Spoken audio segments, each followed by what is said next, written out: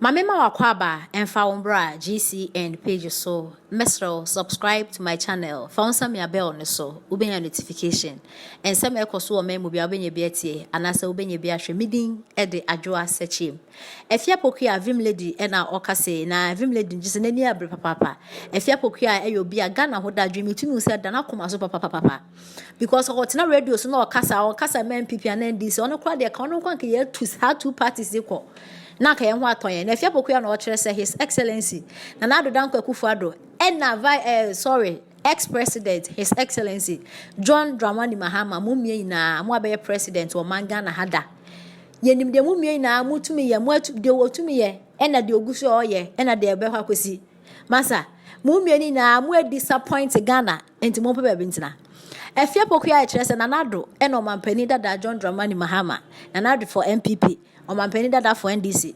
These two people, no, you have disappointed on my Ghana. I just said, they mobile and yes, you cry. Now, this is for sorry, no money more. Then I do to coin, walk off a flight, and a sika, and a say, hey. If you book your chest, and what the money yen two MPP for near NDC from bra, on by a worse crowd than the NDC MPP for Abbey. Ain't no same crop for me, no more disappointing. In Tigana, you say, Mama and Kaya Humbum, near two MPP and NDC, go near for new party, and near shadow almost bet to me, yeah. So I'm betting me a boy, my Ghana, because on my Ghana we have just resources BIOB by still, but still, yeah, bread. Ain't no, if you book your chest and another, and on my penny that I'm more disappointing.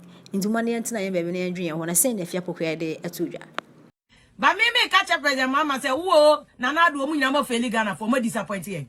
Whoa, Nana do more disappointed Ghana for. We want real alternative solutions. And then you don't go Krabekasa. Ghana, I'm for education and undermine you of you. Ghana was so kind of kashi for ma, who are jinning us at your beer. Now, may they fly and two or not boys behind a palu is not wet in a palu, then I'm saying.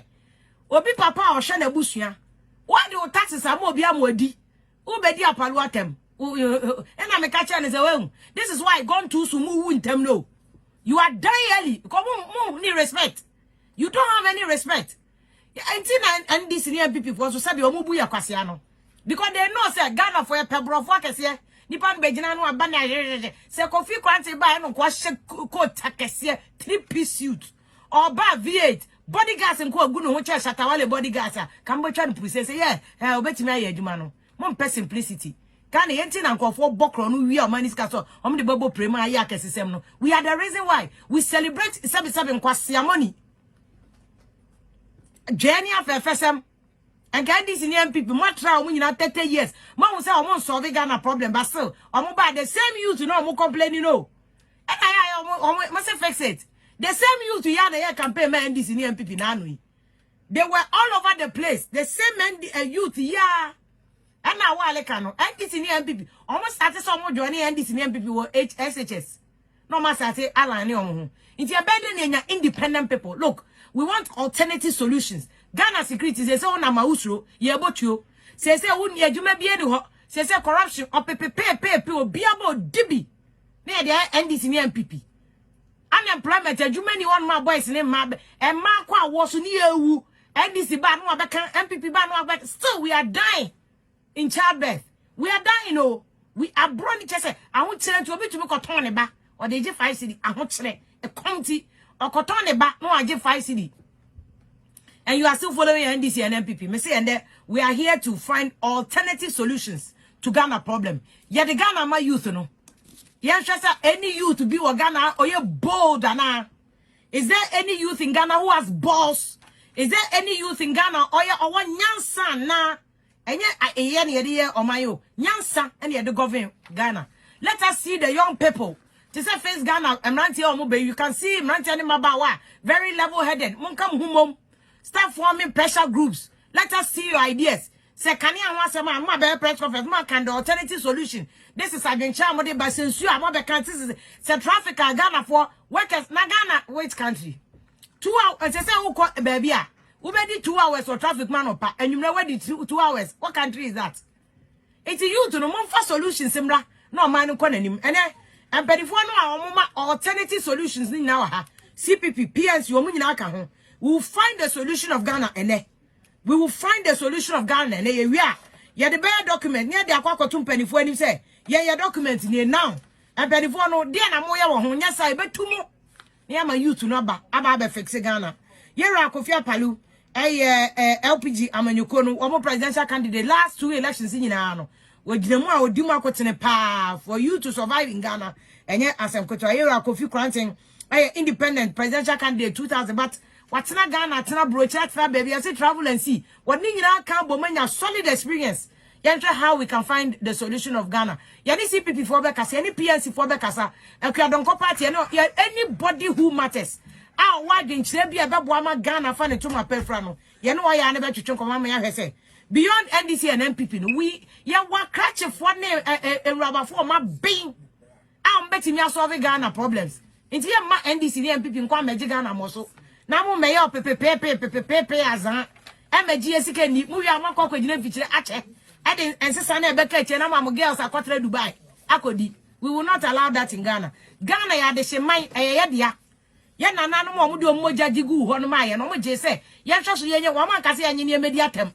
Waman kase youth no. Mo na nanu mo moja mudu moja. Share the 4 road Christian Castle shooting. Yeah, threatening or say if you come we will shoot or we will come. We will shoot or say we will come. We will shoot. We will come. These are the people who have put their blood on, spilled their blood for Ghana. And now they be to us. So what time camera now we ain't go for nonsense. What time camera and now we here not solving Ghana problem. We here and not solving Ghana problem.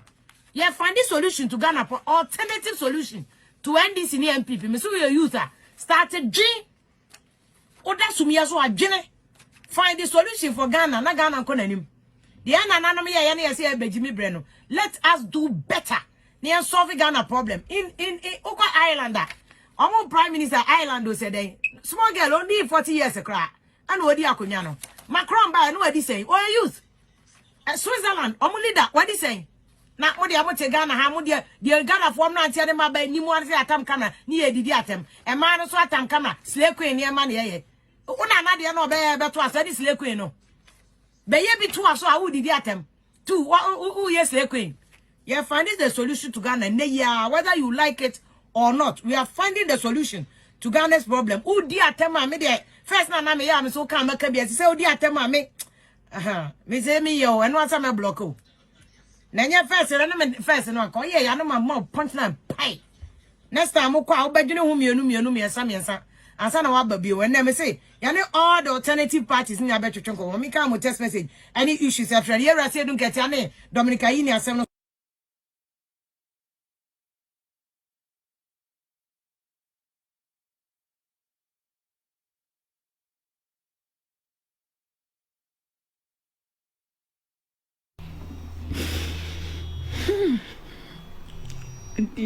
Someday more ya. Assembly.